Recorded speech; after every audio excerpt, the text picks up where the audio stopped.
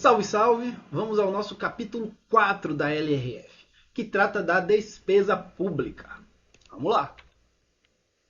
Começando com a seção 1, artigo 15, começa a tratar da geração da despesa. O que é que ele diz?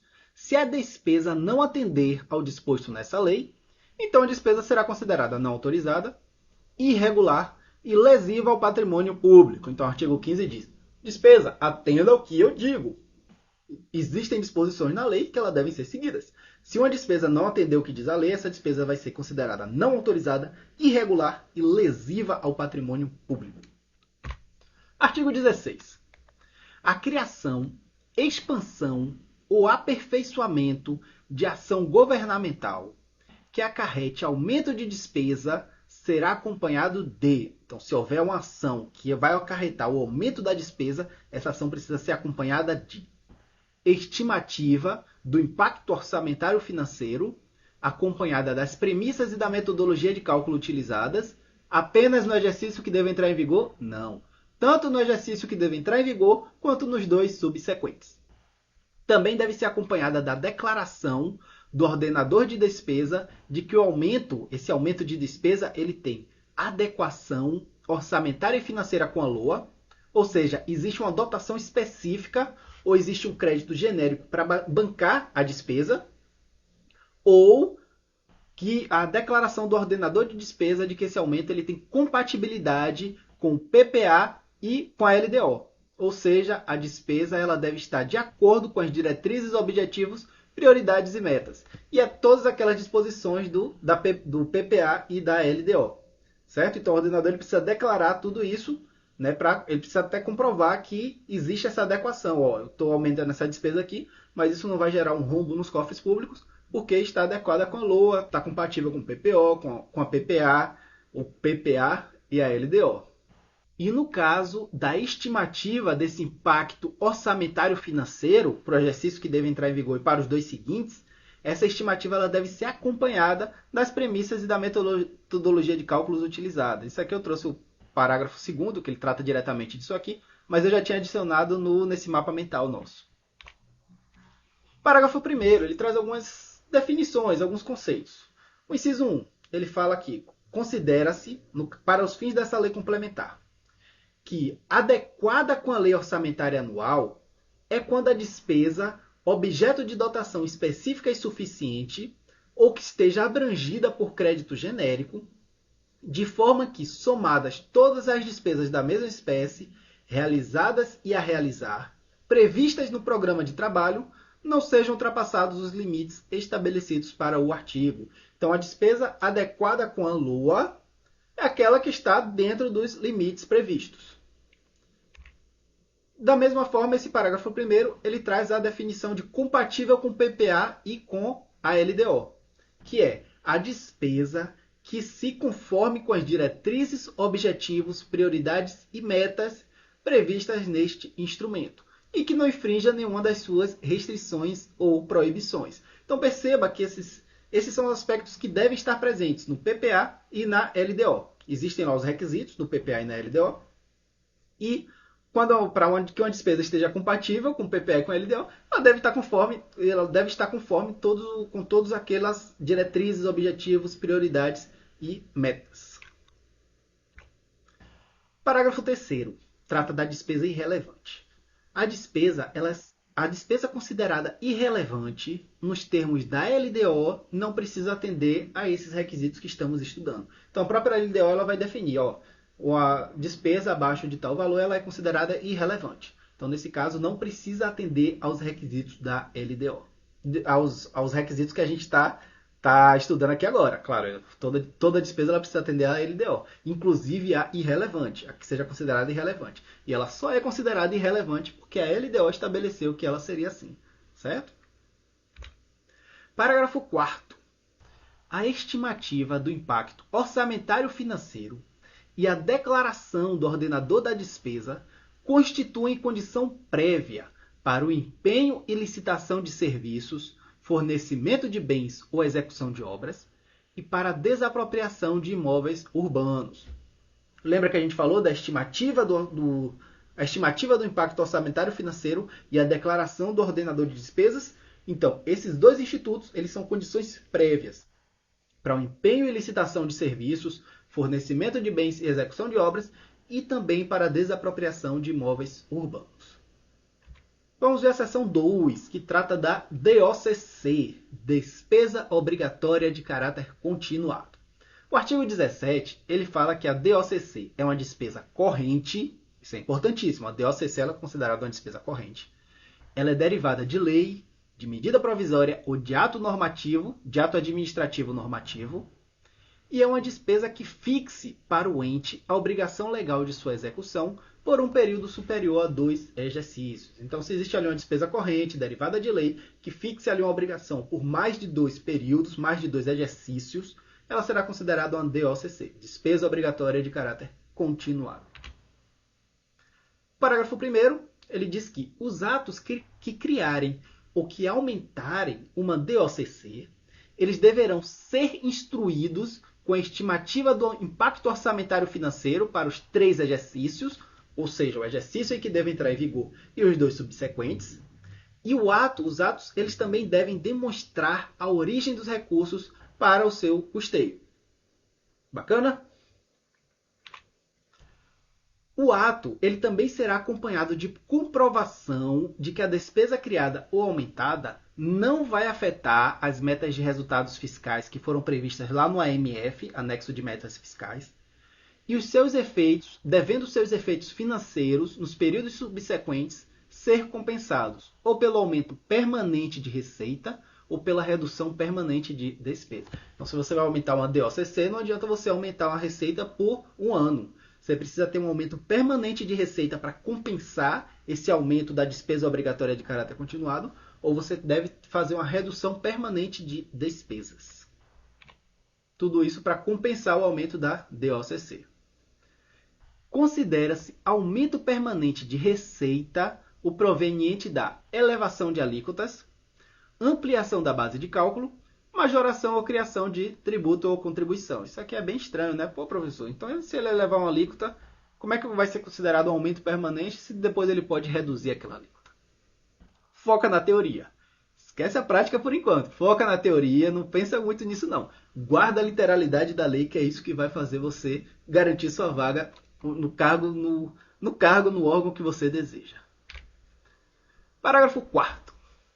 A comprovação apresentada pelo proponente conterá as premissas e metodologias de cálculo utilizadas, sem prejuízo do exame de compatibilidade da despesa com as demais normas do PPA e da LDO. Então, claro, o proponente, quem está propondo, né, ele precisa comprovar ele precisa mostrar as premissas e metodologias de cálculo, e também deve haver uma comprovação, deve haver um exame se aquilo ali de fato está compatível com o PPA e com a LDO.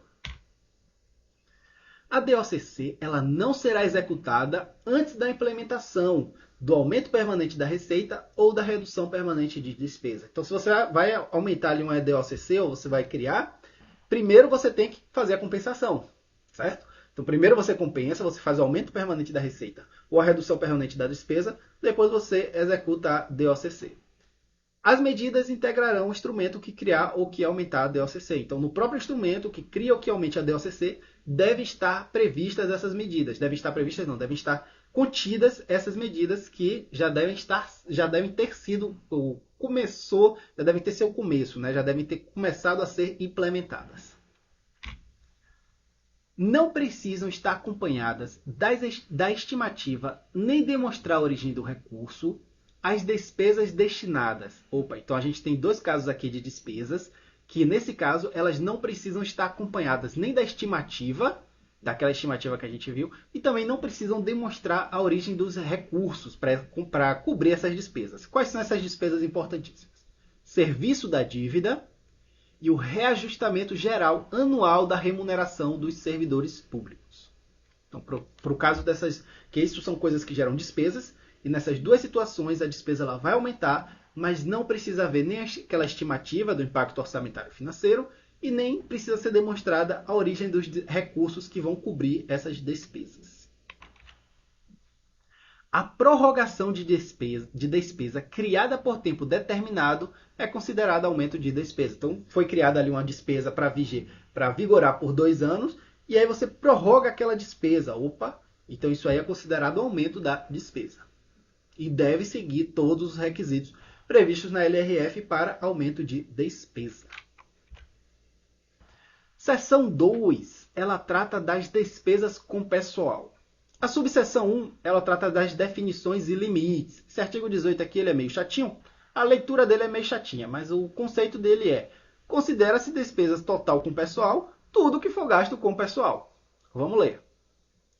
O somatório, no caso, entende-se como despesa total com pessoal. O somatório dos gastos do ente da federação com os ativos, inativos e pensionistas, relativos a mandatos eletivos, cargos, funções, empregos, civis ou militares e de membros de poder, com quaisquer espécies remuneratórias, tais como vencimentos, vantagens, fixas e variáveis, subsídios, proventos de aposentadoria, reformas e pensões, inclusive adicionais, gratificações, horas extras e vantagens pessoais de qualquer natureza, bem como encargos sociais e contribuições recolhidas pelo ente às entidades de previdência.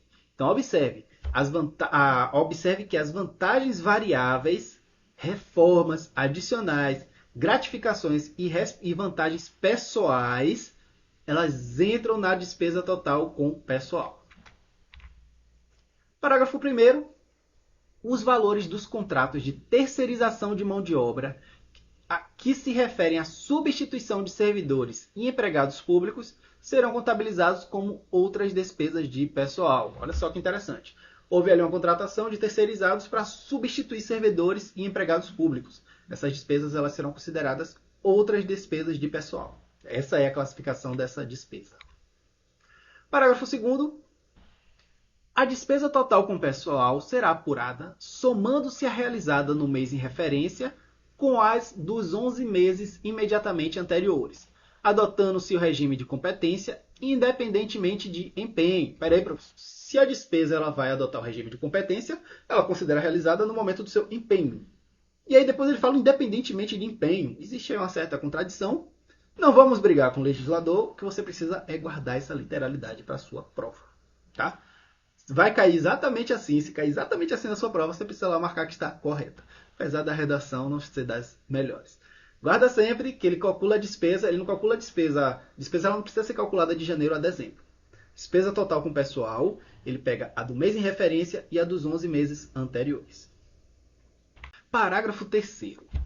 Para a apuração da despesa total com pessoal, será observada a remuneração bruta do servidor. Então, se você vai calcular a despesa total com pessoal, você considera a remuneração bruta do servidor para esse cálculo, sem qualquer redução ou retenção, exceto a redução para atendimento ao disposto no artigo 37, inciso 11 da Constituição Federal, que trata do teto remuneratório.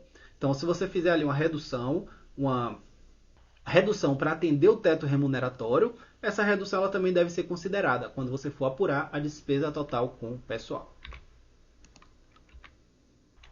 A despesa total com pessoal ela não poderá exceder a determinados limites. Certo? Primeiro, ele traz aqui no artigo 19 os limites em percentual da RCL, da Receita Corrente Líquida. Então, no caso da União, a despesa total com pessoal não pode exceder a 50% da RCL. No caso dos estados e dos municípios, a despesa total com pessoal não pode ser superior a 60% da RCL. Parágrafo 1º.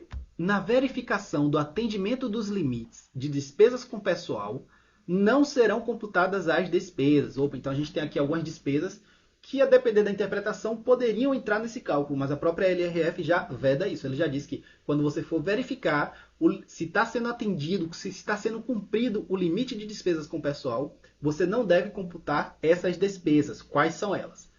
Indenização por demissão de servidores e empregados, despesas relativas a incentivos à demissão voluntária, despesas derivadas de convocação extraordinária do Congresso Nacional, em caso de urgência ou de interesse público relevante.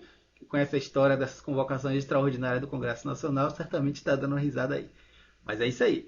As despesas derivadas dessa convocação extraordinária do Congresso Nacional, quando isso for decorrente de urgência ou de interesse público relevante, essa despesa ela não será computada na verificação do atendimento dos limites de despesas com pessoal.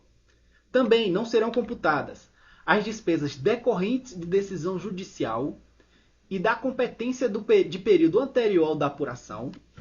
Então, existe ali teve uma situação, e aí anos depois, veio uma decisão judicial ordenando que aquele ente pague determinada despesa, determinado salário, 13º, enfim, pague algum valor a mais para aquele aposentado ou para aquele que foi demitido. Então, ou até para aquele ativo também. Então, essa despesa decorrente dessa decisão judicial, e quando essa decisão judicial se referir à competência anterior, até parece, né, que uma decisão judicial vai ser ali no mesmo período, enfim. Então, quando essa decisão judicial se referir a uma situação de competência anterior ao período da apuração, a despesa gerada por essa decisão judicial, ela não será computada nesse limite, nesse cálculo. Também não será computada as despesas com pessoal do Distrito Federal e do Amapá e Roraima, que forem custeadas com recursos transferidos pela União. Existem alguns dispositivos desde a Constituição Federal e algumas leis que mencionam essa transferência da União para o DF e para o Amapá e Roraima, para que seja uma despesa com pessoal, uma transferência da União para custear a despesa com pessoal desses três entes. Então, nesse caso, essas despesas com pessoal que são custeadas por esses recursos, elas não serão consideradas nesse cálculo de limite de despesa total com pessoal. Também não será considerada a despesa com inativos e pensionistas, ainda que pagas por intermédio de unidade gestora única ou fundo previsto no artigo 249 da CF, quanto à parcela custeada por recursos provenientes. Então, olha só. Os inativos e os pensionistas, existe a despesa do ente com os inativos e com os pensionistas. Entretanto, existe uma parcela dessa despesa com os inativos e com pensionistas que ela é custeada com recursos da arrecadação de contribuições dos segurados. Então, os inativos, os pensionistas, eles fizeram ali contribuições, e essas contribuições elas vão servir para custear algumas parcelas do que eles vão receber depois. Então, essa parte não vai ser considerada na despesa total com o pessoal. Também a parcela que for custeada com recursos provenientes da compensação financeira, relacionada à contagem recíproca de tempo de contribuição para a aposentadoria. Aquela contagem recíproca para se aposentar é uma contribuição que vai bancar ele no futuro. Então, no futuro, quando ele estiver recebendo aquele valor não vai ser calculado, não vai ser considerado nesse limite de despesa total com o pessoal. E também não será considerado, nesse limite, a parcela custeada por recursos provenientes de transferências destinadas a promover o equilíbrio atuarial do regime de previdência, na forma definida pelo órgão do Poder Executivo Federal, responsável pela orientação, supervisão e acompanhamento do regime próprio de previdência social. Então, essas transferências que servirem para custear os inativos e os pensionistas, elas também não serão consideradas no cálculo da despesa total com o pessoal. Parágrafo 2º. Olha só que interessante a leitura. Observado o disposto no inciso 4 do parágrafo 1º, as despesas com pessoal decorrentes de sentença judicial serão incluídas no limite do respectivo poder ou órgão referido no artigo 20. Traduzindo, se a despesa com pessoal decorrente de sentença judicial for anterior ao período de apuração, ela não será considerada no cálculo da despesa total com pessoal. Porém, se ela estiver dentro do período de apuração, será incluída no limite do respectivo poder ou órgão. Parágrafo 3º. Na verificação do atendimento dos limites deste artigo, é vedada a dedução de parcela custeada com recursos aportados para a cobertura do déficit financeiro dos regimes de previdência. Então, não pode deduzir a parcela que vai ser custeada com os recursos aportados, os recursos que foram recebidos para cobrir o déficit financeiro dos regimes de previdência. Então, tem um déficit financeiro no regime de previdência, chega recurso para cobrir esse déficit, e você não pode deduzir a parcela que foi custeada com esses recursos. Sabe? Entende? Essa parcela, ainda a parcela que foi custeada com esse recurso, essa parcela ela também deve entrar no cálculo da despesa total com pessoal. O artigo 20, ele traz ali um monte de palavras bonitas e um texto nada agradável, que você pode entender como você pode estudar esse quadro aqui, que ele está muito mais didático. Esse quadro ele trata da repartição dos limites globais por cada esfera da União, né? Por cada esfera do nosso país. Então, primeiro, na esfera federal, o Poder Legislativo ele pode usar no máximo 2,5%, incluindo o TCU. Nesse caso, o TCU ele está incluído no limite do Poder Legislativo. Já o Poder Judiciário tem 6%, e o Executivo 40,9%, sobrando 0,6% para o MP. Lembra que a gente viu que a despesa com pessoal ela não pode exceder 50% no caso da União, e no caso dos estados e municípios ela não pode exceder 60%. Então aqui ele foi mais detalhista ainda, ele disse, não pode exceder 50%, e cada um desses poderes aqui não pode exceder tantos por cento. No caso estadual, não pode exceder a 3%. Considerando o TCE, o Poder Legislativo não pode exceder a 3%. Ignora por enquanto o que está em roxo aqui, eu vou explicar já já. O Poder Judiciário não pode exceder a 6%. O Poder Executivo não pode exceder a 49%. O Ministério Público tem 2% e o total é 60%. Essas porcentagens que estão entre parênteses roxos, elas são válidas para os estados que possuam Tribunal de Contas dos Municípios, que é um órgão estadual que faz a verificação, faz o exame das contas dos municípios daquele estado, certo? Então, se o estado ele tiver um TCM, né, o Tribunal de Contas dos Municípios, não é um tribunal municipal, é dos municípios. Então, o legislativo ele vai ter uma porcentagem maior, que vai ser 3,4%, e esse 0,4% ele vai ser retirado do executivo, que vai ficar com 48,6%. Bacana? E a esfera municipal, lembra que a esfera municipal não tem poder judiciário. Então, o legislativo ele tem uma porcentagem maior, que é 6%, e o executivo também tem uma porcentagem maior, 54%. E aqui é o parágrafo 4º, que fala justamente aquela questão do 0,4%. Nos estados em que houver Tribunal de Contas dos municípios, os percentuais definidos na linha A e C do inciso 2 do caput serão acrescidos e reduzidos de 0,4% respectivamente. Eu acho que a tabela está melhor para estudar, mas se você quiser, a lei está disponível para você também. Parágrafo 1º.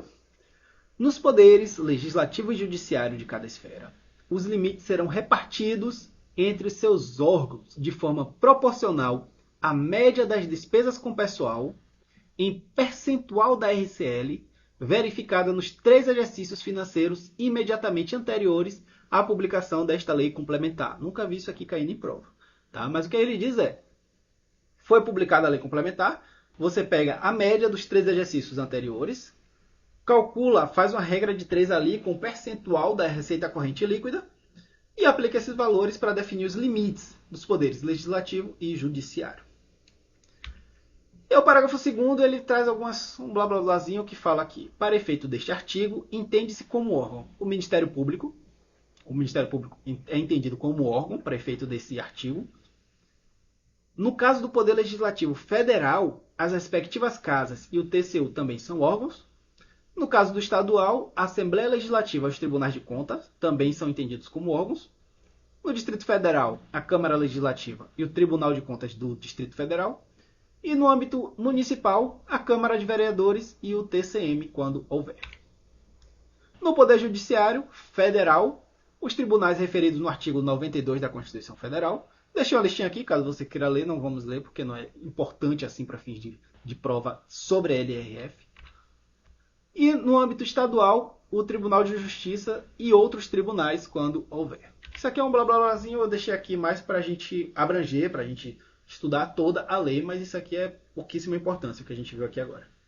Parágrafo 3º, ele fala aqui: os limites para as despesas com pessoal do Poder Judiciário a cargo da União, por força do inciso 13 do artigo 21 da Constituição Federal, serão estabelecidos mediante a aplicação da regra do parágrafo 1º. Entendeu? Nem eu. Por isso que eu trouxe aqui. A regra do parágrafo 1º é utilizar o percentual da RCL. Aquela regra que a gente viu agora. Vai utilizar o percentual da RCL naqueles 3 exercícios financeiros imediatamente anteriores à publicação desta lei complementar. E o inciso 13 do artigo 21, ele fala que compete à União organizar e manter o Poder Judiciário, o Ministério Público, o Distrito Federal e a Defensoria Pública dos territórios.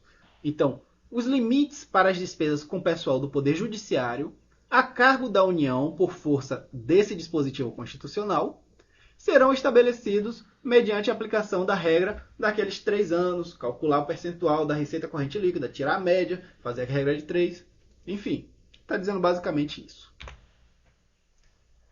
Parágrafo 5º.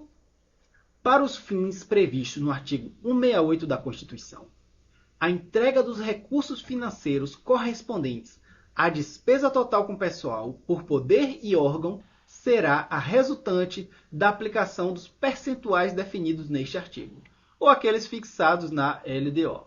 Sopa de palavra, vamos traduzir isso aqui. Traduzindo, para calcular a quantidade de recursos a ser entregue, basta aplicar o percentual definido neste artigo ou aquele percentual definido na própria LDO. Basicamente, esse parágrafo 5º falou isso. Parágrafo 7º.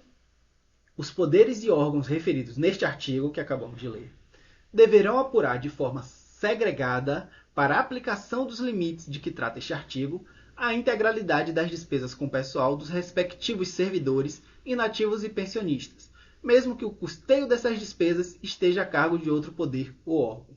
Então, se um poder ali ele tem inativos e pensionistas, mas quem paga aquele inativo e pensionista é outro poder, ainda assim, o poder do próprio inativo ou pensionista, ele deve apurar de forma segregada esse limite.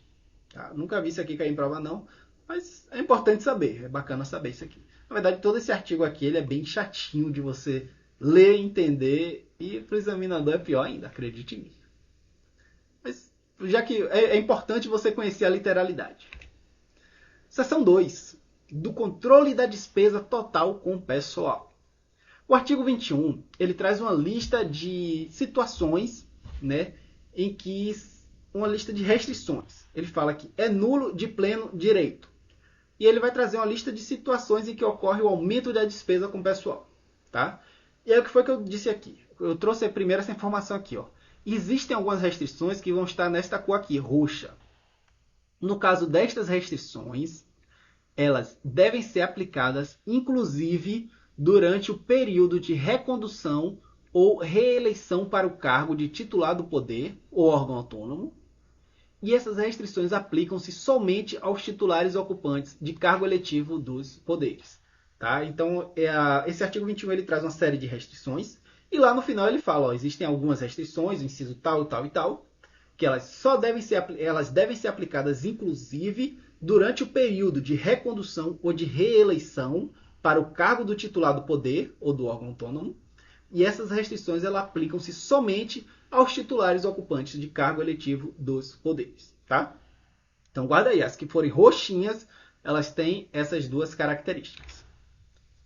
Então, vamos lá. O artigo 21 ele fala aqui, dentre as restrições apresentadas no artigo 21, é nulo de pleno direito o ato que provoque aumento da despesa com pessoal e não atenda às exigências dos artigos 16 e 17 da lei complementar. Nós acabamos de ler esses artigos.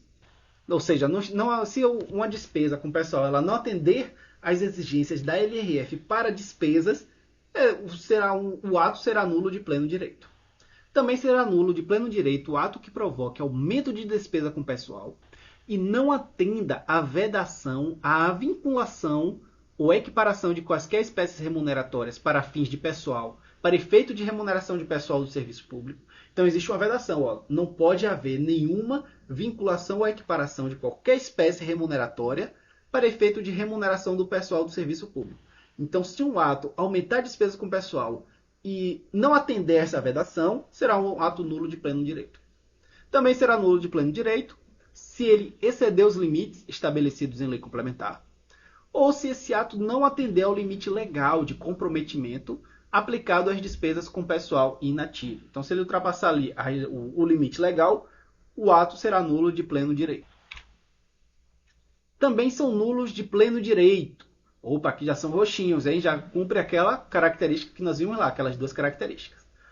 O ato que resulte aumento da despesa com pessoal nos 180 dias anteriores ao final do mandato do titular do poder ou órgão, é aquela velha história. O sujeito, prefeito, governador, vai sair, teve eleição, viu ali que ele não ganhou, vai entrar outro, vou botar para lascar, vou aumentar aqui, vou triplicar a receita de todos os servidores, que quando ele chegar, ele vai encontrar um rombo financeiro enorme aí. Então não pode. Tá? Então é nulo de pleno direito o ato de que resulte aumento das despesas com pessoal nos 180 dias anteriores ao final do mandato do titular. Também é nulo de pleno direito o ato de que resulte aumento de despesas com pessoal que preveja parcelas a serem implementadas em períodos posteriores ao do final do mandato do titular do poder ou órgão. Então, olha só, o prefeito agora, ele, não posso aumentar nos 180 dias finais, mas eu vou criar aqui uma despesa que vai ter parcelas a serem pagas depois. Entende? A malícia do pessoal. Então, a LRF já está vedando isso aqui. É nulo. Não vai rolar isso aqui, não. Não inventa, não. Tá? E assim, observe, essas duas aqui são roxas porque estão justamente se referindo a titulares de mandato. Tá? São aquelas pessoas que têm o poder de aumentar as despesas. Também é nulo de pleno direito. Essa aqui está roxinha também. Então já vamos contextualizar ela. A aprovação, a edição ou a sanção por chefe do executivo, por presidente e demais membros da mesa ou órgão decisório equivalente do Poder Legislativo, por presidente do Tribunal do Poder Judiciário, por chefe de Ministério Público da União e de Estados. Então, se houver aprovação, edição ou sanção de uma norma por qualquer dessas autoridades, de quê? De norma legal contendo plano de alteração, reajuste, reestruturação de carreira do setor público, ou a edição de ato por esses agentes para nomeação de aprovados em concurso público, quando resultar em aumento de despesas com pessoal nos 180 dias anteriores ao final do mandato do Poder Executivo, ou resultar em aumento de despesas com pessoal, que preveja parcelas a serem implementadas em períodos posteriores ao final do mandato do titular do Poder Executivo. Tá? Então, ainda que aquela despesa, ainda que esse aumento de despesa seja decorrente de nomeação, não pode ocorrer se for nos 180 dias anteriores ao final do mandato do titular do Poder Executivo. Ok? Parágrafo 2º. Para fins do disposto neste artigo, serão considerados atos de nomeação ou de provimento de cargo público aqueles referidos no parágrafo 1º do artigo 169 da Constituição Federal, ou aqueles que, de qualquer modo, acarretem criação ou aumento de despesas obrigatórias. Ou seja, são considerados atos de nomeação ou provimento aqueles que assim forem considerados na Constituição Federal e que acarretem a criação ou aumento de despesa obrigatória.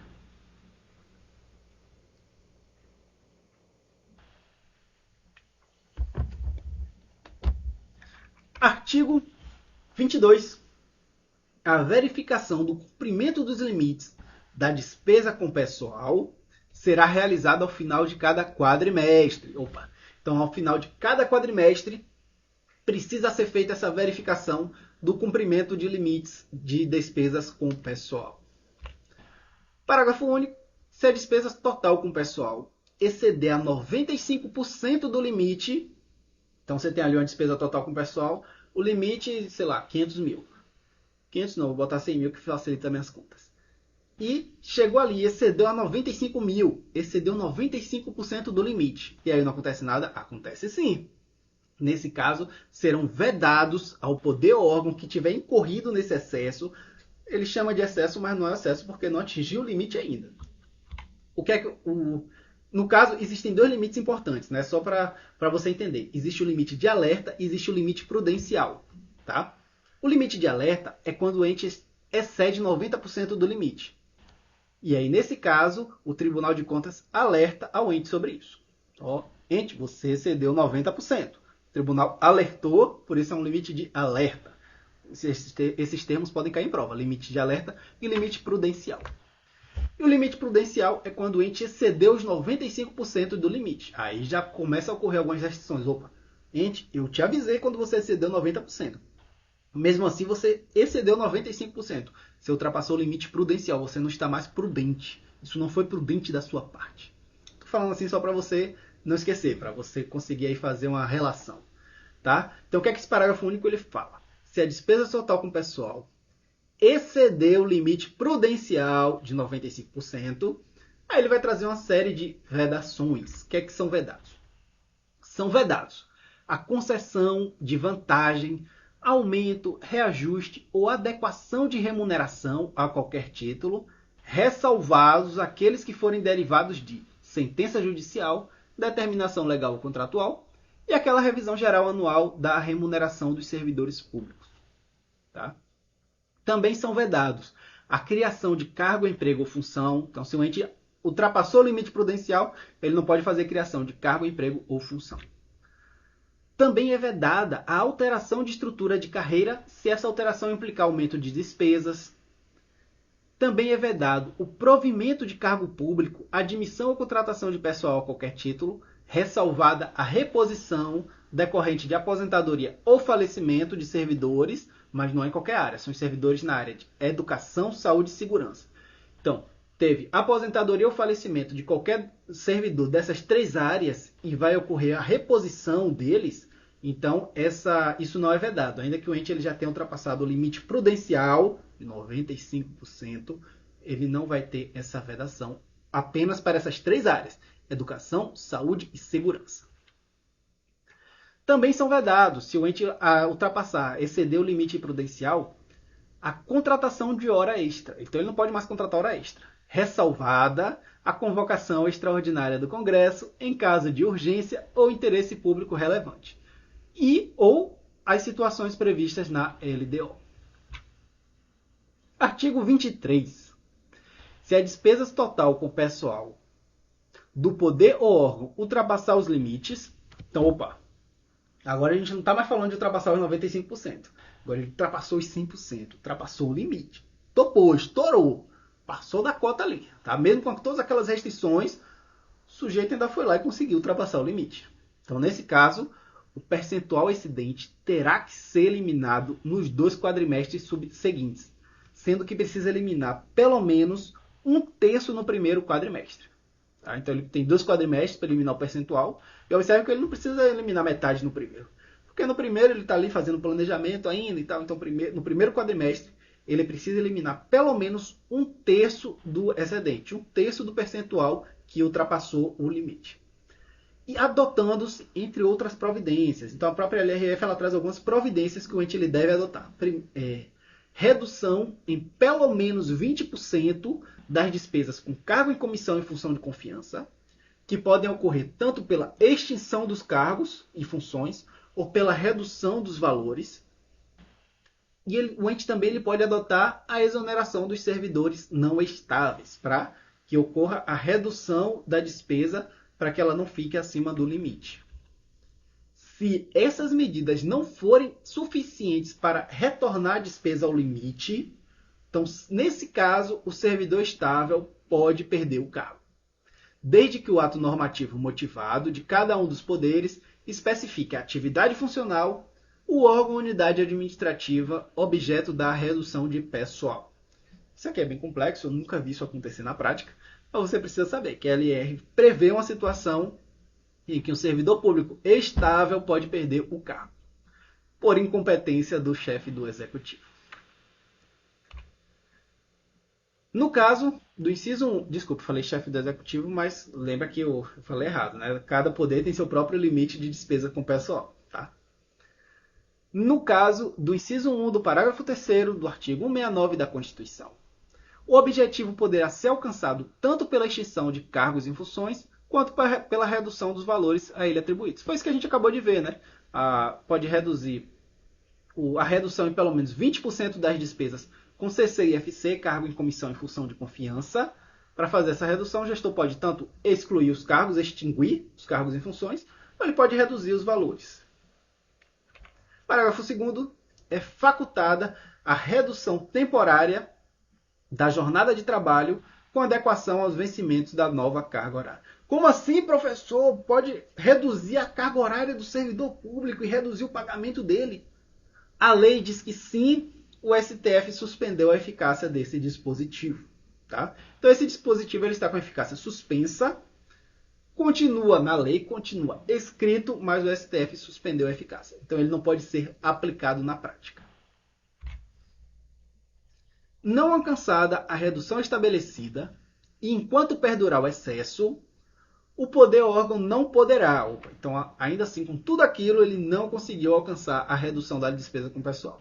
Nesse caso, ele não poderá receber transferências voluntárias, ele não pode obter garantia de outro ente, de forma direta ou indireta, ele não pode contratar operações de crédito, ressalvada se a operação de crédito for para fazer o refinanciamento da dívida mobiliária, ou as dívidas que visem operações de crédito que visem a redução das despesas com o pessoal. Por exemplo, ele vai pegar um empréstimo aqui para fazer um PDI, um plano de desligamento incentivado.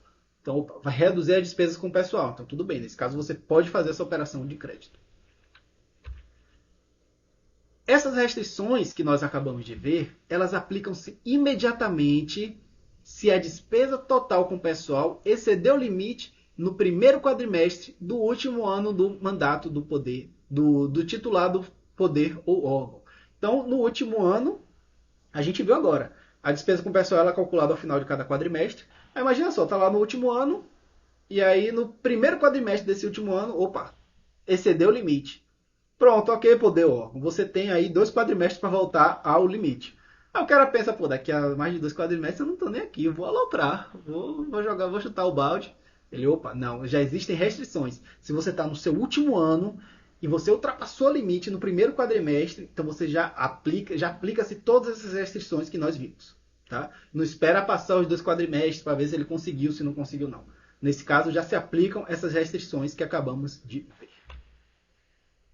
Parágrafos 5º e 6º, eles falam que essas restrições elas não se aplicam ao município em caso de queda de receita real superior a 10%, em comparação ao correspondente quadrimestre do exercício financeiro anterior. Então, o município ali ultrapassou o limite de despesas, mas foi porque a receita real dele, caiu mais de 10% em relação àquele quadrimestre do exercício financeiro anterior. Então, aí vamos dar uma colher de chá para esse município. Ele não aumentou a despesa, ele não aumentou a despesa com o pessoal, ele reduziu a receita. Então, vamos dar uma colher de chá. Então, não se aplica essas restrições que acabamos de ver. Também, no caso, essa queda de receita superior a 10%, ela deve ter ocorrido devido à diminuição das transferências recebidas do Fundo de Participação dos Municípios, decorrente de concessões e isenções tributárias pela União, ou diminuição das receitas recebidas de royalties e participações especiais. Então, se essa diminuição da receita foi porque, por exemplo, a União concedeu uma isenção de um imposto de competência dela, de um tributo de competência da União, e aí isso reduziu o valor que ela poderia transferir aos municípios a título de Fundo de Participação dos Municípios, FPM. E isso fez com que a receita do município caísse mais de 10%. Nesse caso aí, o município ele não tem culpa. Então, aí não se aplica essas restrições. E desde que, se a RCL fosse a mesma do respectivo quadrimestre do ano anterior, atualizada monetariamente, não teria ultrapassado o limite. Porque senão, imagine, a União era para transferir 100 mil, transferiu 99.999. O município, não preciso mais cumprir o limite, porque houve uma queda. Na verdade, a queda teria que ser superior a 10%. Mas enfim, o que você precisa saber é, isso aí, essas restrições, elas não serão aplicadas ao município apenas se se você tivesse tido a mesma receita do ano passado, nesse quadrimestre, você teria cumprindo o limite? Não teria? Então as restrições vão ser aplicadas a você. Quer dizer que você aumentou as suas despesas. Aumentou mais do que a inflação. Então essas restrições já vão ser aplicadas para você. certo? Então ele precisa pegar como base para saber se o município não aloprou também, não elevou as despesas, não elevou demais as despesas com o pessoal. Essas restrições aplicam-se imediatamente se a despesas com o pessoal foi o que a gente acabou de ver, né? Se tiver no último ano do mandato, verificou ali no primeiro quadrimestre, as restrições já se aplicam de forma imediata. Seção 3. Das despesas com a Seguridade Social. Artigo 24. Nenhum benefício ou serviço relativo à Seguridade Social poderá ser criado, majorado ou estendido sem a indicação da correspondente fonte de custeio total. Precisa ter uma fonte de custeio total para cobrir aquele benefício. Nos termos do parágrafo 5º do artigo 195 da Constituição Federal, atendidas às exigências do artigo 17. Tá, o artigo 195, parágrafo 5º da Constituição Federal, ele fala exatamente isso, que nenhum benefício ou serviço da Seguridade Social poderá ser criado, majorado ou estendido sem a correspondente fonte de custeio total. Bacana? Parágrafo 1º. Pode ocorrer a criação ou aumento de DOCC sem a respectiva compensação nos seguintes casos. Opa, a gente viu DOCC lá atrás. E aí agora, no parágrafo 1º, lá na frente, na verdade, ele traz de novo as DOCCs. Ele fala, ó, existem casos aqui em que pode ser concedida, pode ocorrer a criação e o aumento de despesa obrigatória de caráter continuado sem que ocorra a compensação. Quais são esses casos? Concessão de benefício a quem satisfaça as condições de habilitação prevista na legislação pertinente. Então, existe um benefício ali e você precisa atender a determinada habilitação para você ter esse benefício. Nesse caso, pode ser concedido o benefício, independentemente da compensação da DOCC. Também no caso de expansão quantitativa do atendimento e dos serviços prestados. Então, você vai aumentar a quantidade de unidades que prestam determinado serviço. Ou reajustamento de valor do benefício ou serviço a fim de preservar o seu valor real. Então, houve ali um reajustamento daquele serviço ou daquele valor para que seja preservado o valor real. Nesse caso, apesar de ser um aumento da DOCC, não é necessário que haja a respectiva compensação. Parágrafo 2º. O disposto neste artigo aplica-se a benefício ou serviço de saúde, previdência e assistência social, inclusive os destinados aos servidores públicos e militares, ativos e inativos, e aos pensionistas. Artigo 31. Todos que assistem esse vídeo devem curti-lo. Brincadeiras à parte, é uma grande felicidade estar gravando esse vídeo para vocês. Peço que vocês curtam, compartilhem, seguem o canal e a gente se vê na próxima aula, que vai tratar do capítulo 5 das transferências voluntárias. Bons estudos!